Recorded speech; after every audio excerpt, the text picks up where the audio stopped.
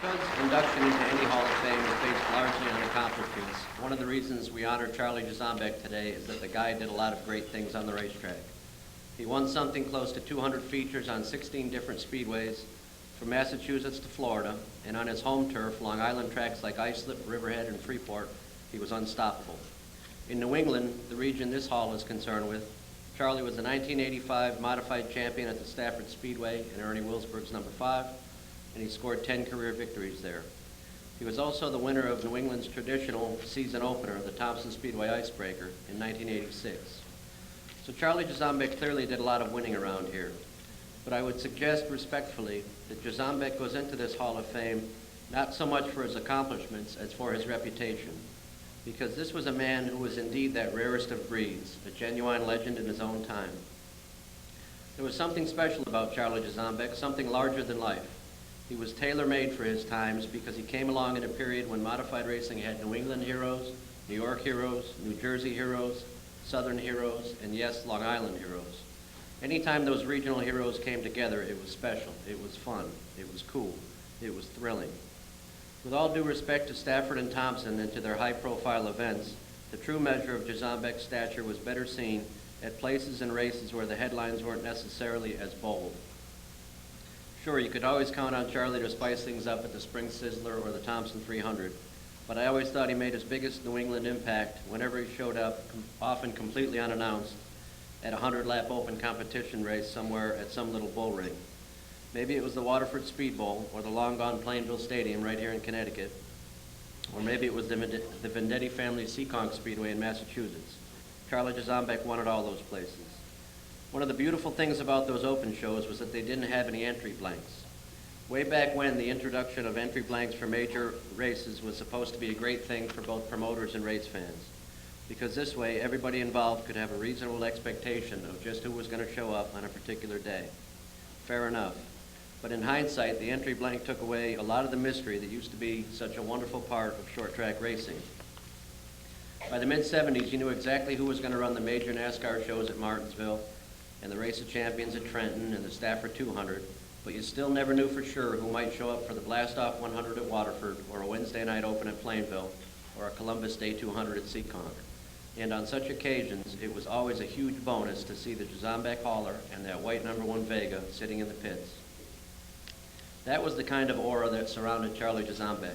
He could make any big show bigger just by showing up. When you signed in at the pit gate and you heard somebody say, "Charlie's here," you knew you were in the presence of one of the great ones. And above all, you knew you were going to see an incredible show. Charlie was one aggressive race driver. When Bugsy Stevens and I were putting together his autobiography, I asked him about Jarzombek. Bugsy grinned and said they didn't call that man Chargin' Charlie for nothing. Then, in that special language that the toughest guys reserve for one another, Bugsy added, "Charlie had balls like a brass mule." And yet, let us not confuse the word aggressive with the word dirty. That was the last word you'd ever use to define Jarzombek's driving style. In fact, in this day and age, when the trade papers and the modified websites always seem full of angry debate about who crashed who last week, it's refreshing to realize that not a single incident comes readily to mind in which Charlie Jarzombek, maybe the ultimate aggressive driver of his era, took out another man to win the race. Jarzombek's aggression seemed to be confined by the dimensions of his own race car. That's a hell of a feat to pull off, but then Charlie Jarzombek was a hell of a driver. We lost Charlie on a sad Sunday in March of 1987, but no one who saw that man race will ever lose the memory. His legend lives. Two more things come to mind on this special day.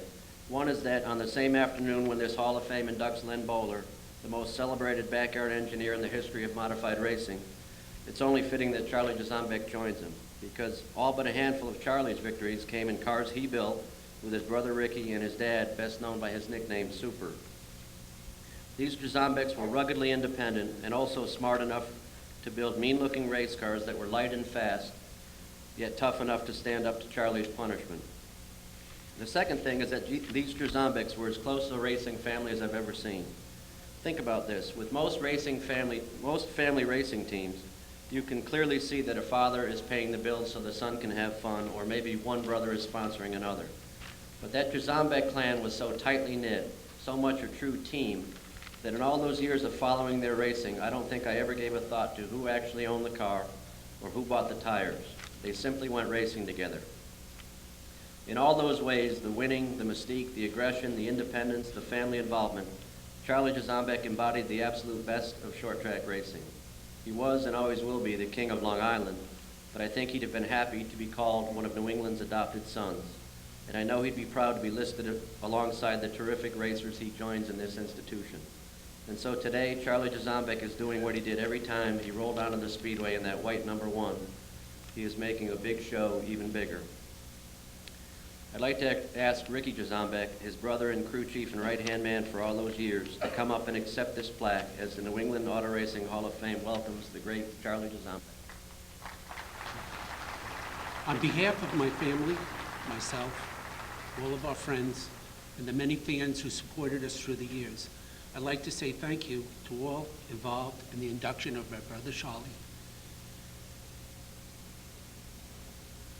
into your Hall of Fame.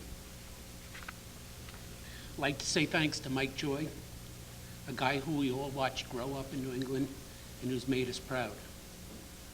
Bones, you've also made us proud, but it seems like you never grew up.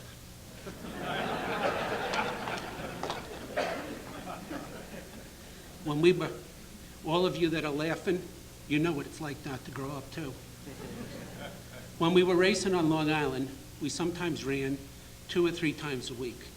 Whenever possible, we ran any midweek shows in New England that our schedule would allow.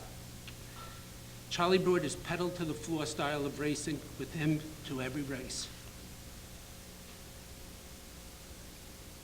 The only thing he asked for was the return of the respect that he had for other competitors. In all of our racing, his attitude was, if he won all the races, they had to give him the points championship. In the middle of the 80s, racing was changing. The course were making us cut back on our racing schedule. Along came Ernie Wilsberg. Greg Sachs had moved to Winston Cup, and Ernie was in need of a driver and help on the car. It was a perfect fit.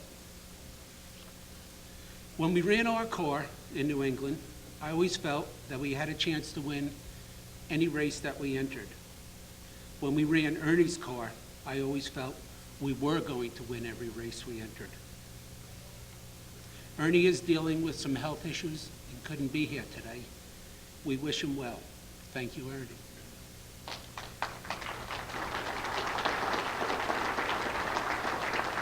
I think Ernie is the only person I know who punched a Spencer in the face and lived to tell about it. Congratulations to all the other inductees.